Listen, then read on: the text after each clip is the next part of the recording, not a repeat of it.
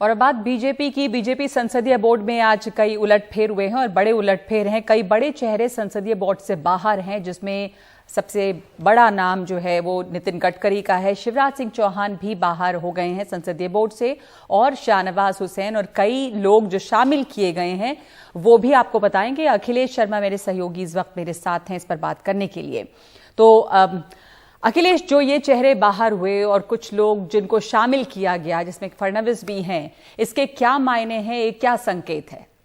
देखिए, दो अलग अलग संस्थाएं हैं। पहली संसदीय बोर्ड है जो कि सबसे उच्च निर्णायक संस्था है बीजेपी की, और दूसरा है चुनाव समिति। तो शाहनवाज हुसैन वो चुनाव समिति में थे जिससे उन्हें बाहर कर दिया गया और उनकी जगह देवेंद्र फडणवीस को, ओम माथुर को, भूपेंद्र यादव को वहां लाया गया है। और बीजेपी संसदीय बोर्ड की बात करें तो यहाँ से नितिन गडकरी को, शिवराज सिंह चौहान को हटा दिया गया। नितिन गडकरी पूर्व बीजेपी अध्यक्ष होने के नाते संसदीय बोर्ड में थे, वैसे भी वो वरिष्ठ नेता हैं, बीजेपी के वरिष्ठ मंत्री भी हैं सरकार में। उन्हें हटाना काफी चौंकाने वाला फैसला है नगमा, क्योंकि वो आरएसएस के करीबी माने जाते हैं।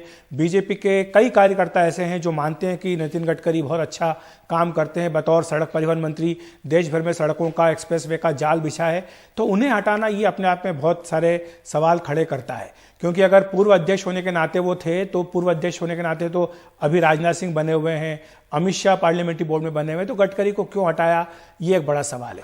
दूसरा, शिवराज सिंह चौहान का उन्हें क्यों हटाया गया, इसके पीछे कारण ये बताया जा रहा है कि शायद इसलिए हटाया गया क्योंकि योगी आदित्यनाथ को नहीं लाना था पार्लियामेंट्री बोर्ड में। क्योंकि अगर आप शिवराज सिंह चौहान को रखते, योगी को नहीं लेते, तो ये सवाल पूछा जाता कि आपने एक सीएम को रखा, दूसरे को क्यों नहीं रखा।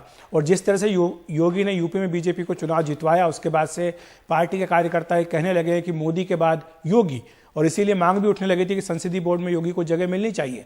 तो शायद ये भी कारण रहा है कि वो योगी को नहीं लेना चाहते थे, इसलिए शिवराज को हटा दिया। और तीसरा सरप्राइज जो है वो है बीएस येडियुरप्पा का।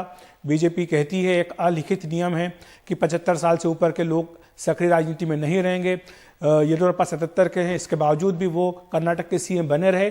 20 दिन लगे उन्हें, जब कहा गया कि आप इस्तीफा दीजिए। इस्तीफा देने के बाद भी वो लंबे समय नाराज रहे। वो चाहते थे कि उनके बेटे को एमएलसी बनाया जाए, मंत्री बनाया जाए, लेकिन ऐसा नहीं हुआ। फिर उन्होंने खुद ही घोषणा कर दी कि वो आखिरी चुनाव उनका था, अगली बार चुनाव नहीं लड़ेंगे, उनकी सीट से उनके बेटे चुनाव लड़ेंगे। तो ये तरह से पार्टी की लाइन को हर बार उन्होंने डिफाई किया है, लेकिन बीजेपी उन्हें नजरअंदाज नहीं कर सकती है। कर्नाटक का चुनाव अगले साल शुरुआत में ही है। वो ताकतवर लिंगायत नेता हैं और इसीलिए बीजेपी ने अपने नियम को तोड़ते हुए उन्हें जगह दी है। जी, धन्यवाद आपका अखिलेश, बताने के लिए। सबसे चौंकाने वाला नाम जो है वो जाहिर है कि गडकरी का है। सबसे अच्छे परफॉर्मिंग नेता के तौर पे, मंत्री के तौर पे उनका नाम आता रहा। बावजूद गडकरी जो है वो बाहर हैं और आरएसएस के करीबी भी माने जाते हैं, इसलिए ये सवाल भी है कि उन्हें बाहर क्यों किया गया।